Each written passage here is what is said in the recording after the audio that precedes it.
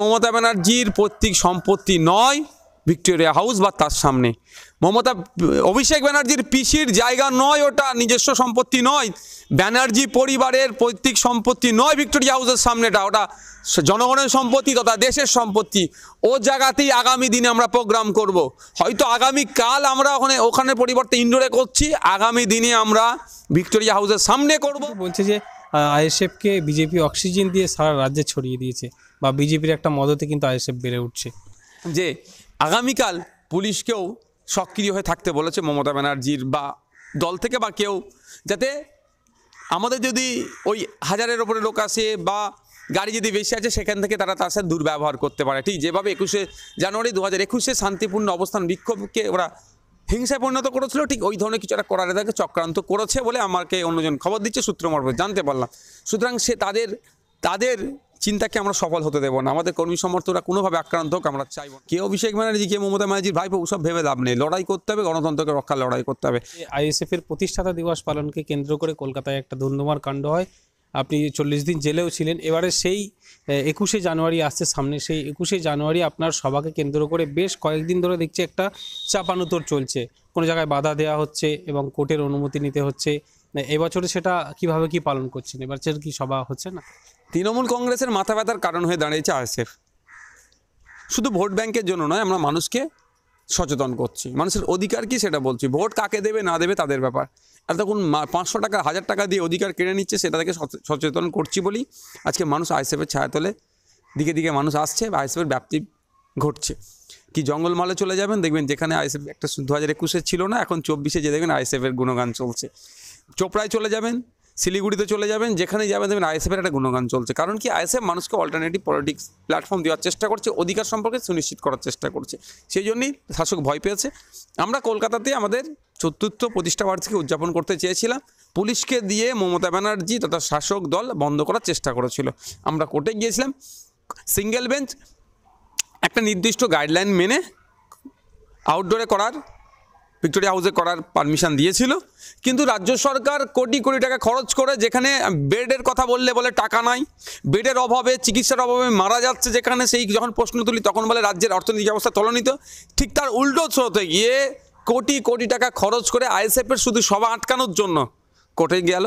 যাওয়ার পরে প্রধান বিচারপতির বেঞ্চে গেল। সেই প্রধান বিচারপতি যে অর্ডারটা দিয়েছেন সেটা হচ্ছেন আপনার ভিক্টোরিয়া হাউসের পরিবর্তে নেতাজি ইন্ডোর স্টেডিয়ামে আমরা সভা করতে পারছি।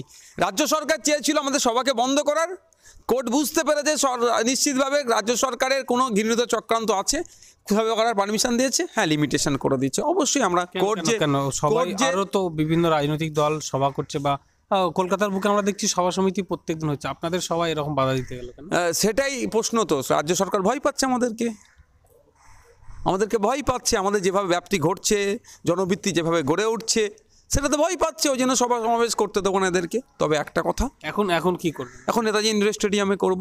আমাদের রাজ্য কমিটির আমরা আলোচনা করেছি। আর বাস্তবেই আমরা আইন বিচার ব্যবস্থার কথা সবসময় বলি, সবসময় আইন বিচার ব্যবস্থাকে মান্যতা দিই।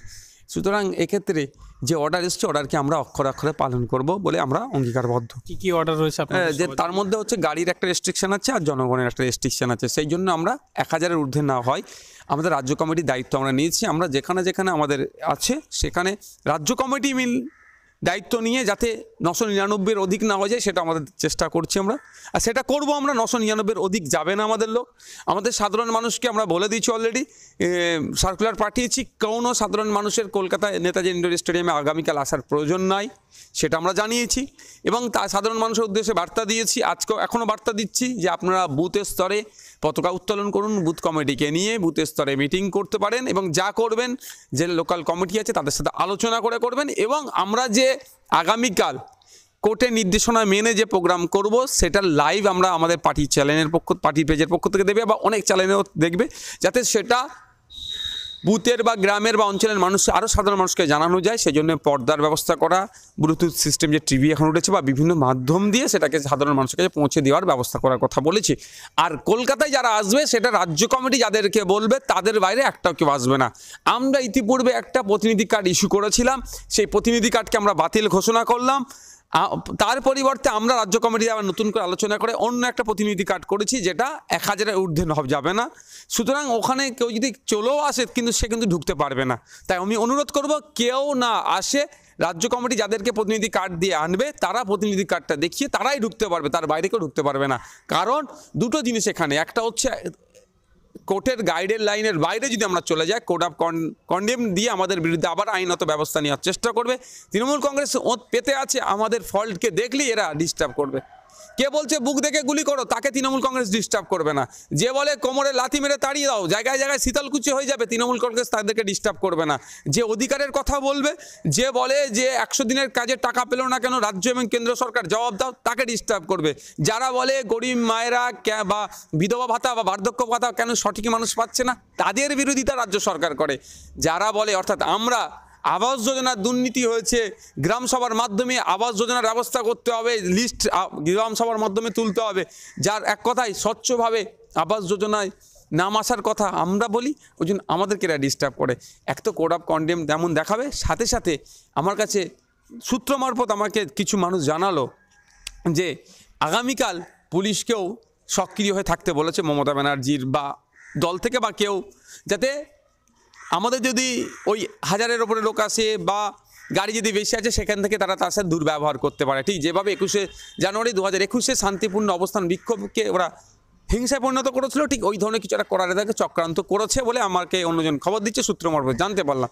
সুতরাং সে তাদের চিন্তাকে আমরা সফল হতে দেবো না। আমাদের কর্মী সমর্থকরা কোনোভাবে আক্রান্ত হোক আমরা চাইবো না। সেই জন্য আমার কর্মী সমর্থকদের উদ্দেশ্যে বক্তব্য, আপনাদের কারো আসার দরকার নাই। আপনারা নিজের বুথে, যে যার এলাকাতে এই প্রোগ্রাম করুন। যে ক্ষোভ যে মনের মধ্যে সংগঠিত হয়েছে, সেই ক্ষোভটাকে ব্যালট বক্সে দিতে হবে। শুধু আপনার মনে ক্ষোভ থাকলে হবে না, আরও যে বুথে সেই যে মাত্র যে 10-12টা করে তৃণমূল কংগ্রেস বেঁচে আছে ভোটার, সেই 10-12টা ভোটারকেও আইএসএফের পক্ষে কীভাবে নিয়ে আসা যায় তার চেষ্টা আপনারা করুন। আচ্ছা, রেস্ট্রিকশনটা কিসের? 1000 লোক, এখন তো করোনা নেই বা কোনো জরুরি অবস্থা জারি নেই রাজ্যে, রেস্ট্রিকশনটা কিসের? আপনাদের ক্ষেত্রে রেস্ট্রিকশন কেন দিতে গেল? কোনো সভা সমিতি থেকে কোনো উস্কানিমূলক বক্তব্য দেওয়া বা কোনো কিছু বিশৃঙ্খলার আভাস পাওয়া যাচ্ছে? রাজ্য সরকারের পক্ষ থেকে অনেক কথা বলা হয়েছে তো কোর্টকে।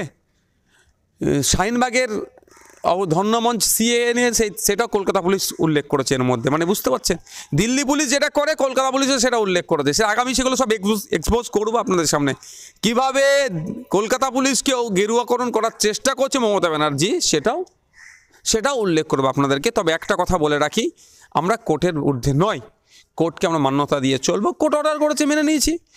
ঠিক একইভাবে বলছি, মমতা ব্যানার্জির পৈতৃক সম্পত্তি নয় ভিক্টোরিয়া হাউস বা তার সামনে। অভিষেক ব্যানার্জির পিসির জায়গা নয়, ওটা নিজস্ব সম্পত্তি নয়। ব্যানার্জি পরিবারের পৈতৃক সম্পত্তি নয় ভিক্টোরিয়া হাউসের সামনেটা, ওটা জনগণের সম্পত্তি তথা দেশের সম্পত্তি। ও জায়গাতেই আগামী দিনে আমরা প্রোগ্রাম করব। হয়তো আগামীকাল আমরা ওখানে পরিবর্তে ইনডোরে করছি, আগামী দিনে আমরা ভিক্টোরিয়া হাউসের সামনে করব। এখন যেমন কোর্ট অর্ডার নিয়ে আমরা ইনডোর স্টেডিয়ামে প্রোগ্রাম করছি, প্রয়োজনে আগামী দিনে কোর্ট অর্ডার নেই ভিক্টোরিয়া হাউসের সামনে করব। মমতা ব্যানার্জি তথা অভিষেক ব্যানার্জির পিসির ওটা পৈতৃক সম্পত্তি নয়, এটা প্রমাণ করে দেবো আমরা। 3 বছর আইএসএফের কমপ্লিট হলে একটু অন্য প্রসঙ্গে আসি। আইএসএফ 3 বছরে কতটা এগিয়েছে? এত রাজ্যের বিভিন্ন জায়গায় তো দৌড়চ্ছেন, কি বুঝছেন 3 বছরে? অন্য পার্টি যেটা 30 বছরে করতো, আমাদের আইএসএফ কর্মী সমর্থকরা এবং আইএসএফের ভালোবাসার মানুষরা 3 বছরে সেই জায়গায় অ্যাচিভ করিয়ে দিয়েছে। এটা কিভাবে সম্ভব হলো? অনেকেই কিন্তু বলছে যে আইএসএফকে বিজেপি অক্সিজেন দিয়ে সারা রাজ্যে ছড়িয়ে দিয়েছে, বা বিজেপির একটা মদতে কিন্তু আইএসএফ বেড়ে উঠছে। দেখুন, ব্যাপারটা হচ্ছে, কে বিজেপির কথাই চলে প্রমাণ দিয়ে দিচ্ছে, আর কে আরএসএসের কথাই চলে। আপনারা দেখেছেন আগামী পরশুদিন আপনার রাম মন্দিরে যে উন্মাদনা বিজেপি তৈরি করার চেষ্টা করছে, বাংলাতে কিন্তু সেই অর্থে আছে? আপনি বলুন না, বাংলায় নাই। এই বাংলায় নাই, এটাকে যাতে উন্মাদনা তৈরি করা যায় সুকৌশলে, খোঁজ নিয়ে দেখুন। হয়তো আরএসএসের কোনো নেতার নির্দেশে বা বিজেপির কোনো নেতার নির্দেশে সংহতি মিছিলের নামে বাংলাতে তাহলে কিছু একটা হচ্ছে। যারা রাম মন্দিরে ভাবছিল না, তাদেরকে সংহতি মিছিলের নামে সেই রাম মন্দিরকে ভাবিয়ে দেওয়া হচ্ছে। তাহলে বকলমে বিজেপিকে সহযোগিতা তৃণমূল করে। 1998 সালে বিজেপির সহযোগিতা নিয়ে দলটা তৈরি হয়েছে।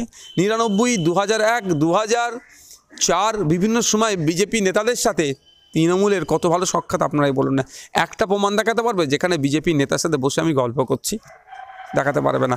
শুধু আমাদেরকে দেখে দেওয়ার চেষ্টা হচ্ছে। আমাদেরকে বলা হয় বিজেপির বি টিম। যদি আমাদেরকে বিজেপির বি টিম বলে, তাহলে বিজেপির এ টিমটাকে খুঁজুন তো, তাহলে কারা? এরপরে তো বি আসে, এরপরে বি আসবে নিশ্চিতভাবে। এ টিম তাহলে কি? এ টিম যে যারা যারা 2011 সালের আগে পর্যন্ত বিজেপির এখানে সংখ্যা, আরএসএসের পার্টি অফিসের সংখ্যা যেটা নগণ্য ছিল, আজকের ডেটে যেটা বিশাল হয়ে গেছে, সেটাই। যে বলে আরএসএস অত খারাপ ছিল না, নিশ্চিতভাবে সে এ টিম হবে। তাহলে বি টিমটা আপনারা ওরা বলুক না, প্রমাণ দিতে হবে তো। আমরা যদি কোনো কর্মকাণ্ড বিজেপির সাথে আমাদের যুক্ত আছে, প্রমাণ দেখাক। শুধু মুখে তো বলে দিলে হবে না। বিজেপির বিরুদ্ধে তো লড়াই আমরা করছি পশ্চিমবাংলাতে। সামনে একটা বড় লড়াই আসছে লোকসভা, 3 বছরের দল অনেকটাই শক্ত হয়েছেন আপনারা দেখছি। লোকসভায় কি অবস্থা আপনাদের? লড়াই করব, গণতন্ত্রকে রক্ষার লড়াই, মানুষের কাছে যাবে, মানুষকে আহ্বান করবে, মানুষ ভোট দিলে জিতবো। অলরেডি তো ডায়মন্ড হারবারে যা ঘোষণা দিয়ে দিয়েছেন, রাজ্যে হুলুস তুলুস চলছে। হ্যাঁ, যেমন আবার দাঁড়াবো তো, আমি তো বলেছি, আমার ইচ্ছা প্রকাশ করেছি তো। আমি কে অভিষেক ব্যানার্জি, কে মমতা ব্যানার্জির ভাইপো, ওসব ভেবে লাভ নেই। লড়াই করতে হবে, গণতন্ত্রকে রক্ষার লড়াই করতে হবে। আর এই দাঁড়াবো বলে তৃণমূলের ছোট বড় মেজো নেতা অনেক জ্ঞান দিচ্ছে। কে বলছে শুভেন্দুর বিরুদ্ধে দাঁড়াও, কে বলছে অমুকের বিরুদ্ধে দাঁড়াও। তাদের উদ্দেশ্যে বলছি, কখন কার বিরুদ্ধে দাঁড়াতে হবে, প্রয়োজনে প্রধানমন্ত্রীর বিরুদ্ধে দাঁড়াতে হয় নাকি, সময় কথা বলবে। সেটা ওই চটি চাটা নেতারা চাল বিক্রি করে, বাচ্চাদের রেশন চুরি, বাচ্চাদের মিড ডে মিল চুরি করে খেয়েছে, মেধা চুরি করেছে, গরু চুরি করেছে, বালি চুরি করেছে, আপনার পাথর চুরি করা নেতারা আমাদের বলে দেবে আমি ঠিক করবো, আমরা ওটা নয়। আমাদের যখন যার বিরুদ্ধে দাঁড়াবার প্রয়োজন হবে, তার বিরুদ্ধে অবশ্যই দাঁড়াবো। আপনি তো দলের চেয়ারম্যান আইএসএফের, তাহলে এই 4 বছর পূর্তি হচ্ছে।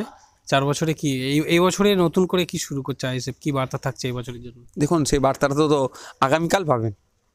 ওরা আগামীকাল দলের ওয়ার্কিং প্রেসিডেন্ট আছে, রাজ্য কমিটি আছে, জেনারেল সেক্রেটারি আছে, যারা দায়িত্বশীলেরা আছেন, আগামীকাল আমরা সম্মিলিতভাবে সে বার্তা দেব। ধন্যবাদ।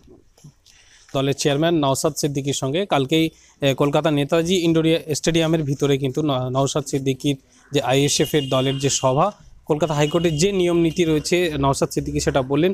সেই নিয়ম আইন মেনেই কিন্তু আগামীকাল কলকাতা নেতাজি ইন্ডোর স্টেডিয়ামে ইন্ডিয়ান সেকুলার ফ্রন্টের 4র্থতম বর্ষের প্রতিষ্ঠাতা দিবস পালিত হবে।